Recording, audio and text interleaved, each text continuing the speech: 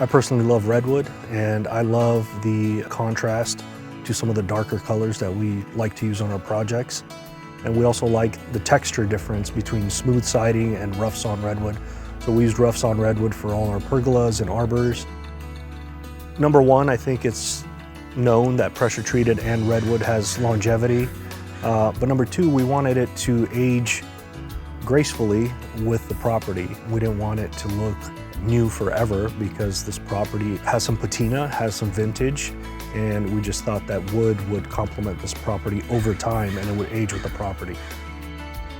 The quality of the redwood is the other reason we decided to use redwood, because we know that Humboldt redwood that we get from Dolan Lumber is some of the best quality redwood that you can find.